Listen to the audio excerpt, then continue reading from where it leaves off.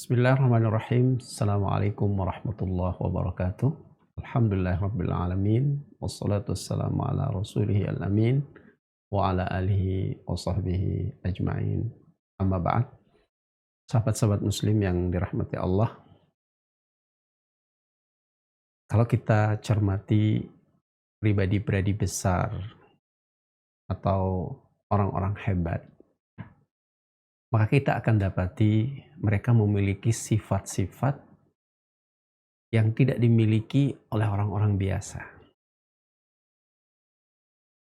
Namun di antara sifat-sifat yang dimiliki oleh pribadi-pribadi besar itu, ada satu sifat yang semua pribadi besar memiliki sifat tersebut, yaitu sabar dan tekun. Yang kedua, kemampuan untuk bangkit ketika gagal. Nah, sahabat muslim yang dirahmati Allah, sebenarnya sifat-sifat orang besar ini, kalau kita perhatikan, adalah terinspirasi dari firman Allah Subhanahu wa taala di surat Al-Hijr ayat 99. Allah katakan, wa'bud rabbaka hatta ya'tiyakal yaqin. Sembahlah Rabbmu hingga ajal menjemputmu. Nah, ketika Allah Subhanahu wa taala memerintahkan kepada nabinya dan tentu saja kepada umat Islam untuk beribadah, dan batasan terhenti dari beribadah adalah maut atau kematian. Ini menunjukkan bahwa ketekunan terus menerus, ada kontinuitas, ada keberlangsungan dalam melakukan sesuatu. Ketika kita sudah berazam untuk beribadah, atau secara umum ketika kita sudah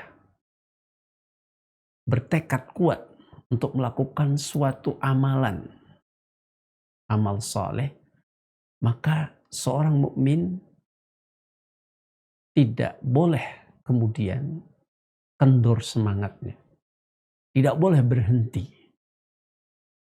karena berhentinya seorang muslim beraktivitas melakukan satu amal kebaikan itu hanya kematian. Maka Nabi Shallallahu Alaihi Wasallam ketika mendapatkan kasus salah seorang sahabatnya yang terhenti dari kebiasaan-kebiasaan baik sholat malam, beliau pun memberikan teguran lewat sahabat yang lain.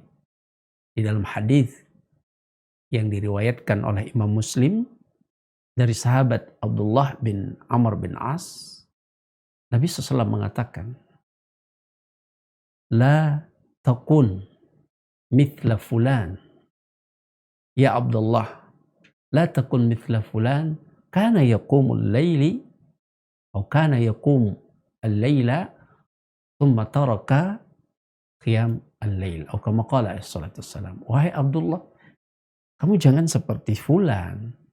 Dahulu dia terbiasa sholat malam, tetapi kemudian dia meninggalkan sholat malam.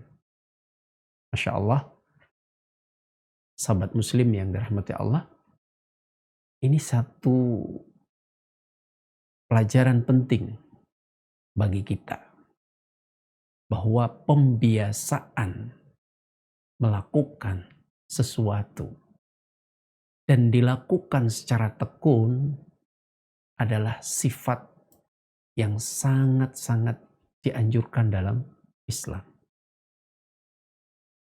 Dan inilah yang kemudian menjadi prioritas setan. Kelemahan manusia itu pada titik ini Ketika seseorang sudah terbiasa melakukan kebaikan, maka syaitan akan mengacaukan. Diseranglah dengan virus futur, ya. Diseranglah dengan kemalasan dan seterusnya. Maka pesan yang sangat relevan dengan kisah Abdullah bin Amr bin As tadi adalah, pertama, seorang muslim hendaknya memiliki satu amalan atau beberapa amalan yang ia harus komitmen untuk melakukannya.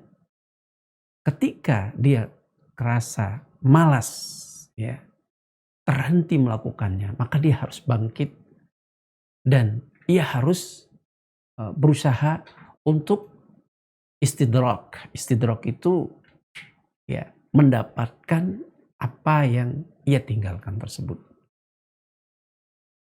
Yang kedua, ya, kita harus mohon pertolongan kepada Allah Subhanahu wa taala. Karena perbuatan baik adalah musuh dari syaitan. Syaitan akan selalu berusaha untuk, ya, menghentikan perbuatan baik tersebut. Maka kita harus minta tolong kepada Allah Subhanahu wa taala. Yang terakhir, sahabat muslim, seorang mukmin jika ingin menjadi pribadi yang hebat, hendaklah ketika terluput dari apa yang ia telah bangun, apa yang ia telah membuat komitmen, maka dia harus mencoba untuk meraihnya kembali. Hal ini senada dengan hadis Nabi SAW, siapa yang tertidur dari, ya, melakukan sesuatu, misalnya membaca Al-Quran, ia tidak sempat membaca malam hari padahal itu kebiasaannya. Kemudian ia membacanya antara setelah sholat subuh dan zuhur hingga waktu zuhur, maka Allah akan mencatat baginya pahala seolah-olah dia membacanya malam hari itu. Demikian sahabat muslim, semoga kita menjadi pribadi-pribadi yang hebat dengan sabar, tekun, ulet dalam melakukan satu kebaikan. Allah Ta'ala alam. Wassallallahu ala nabiyina Muhammad wa ala alihi wa sahbihi ajma'in. Assalamualaikum warahmatullahi wabarakatuh.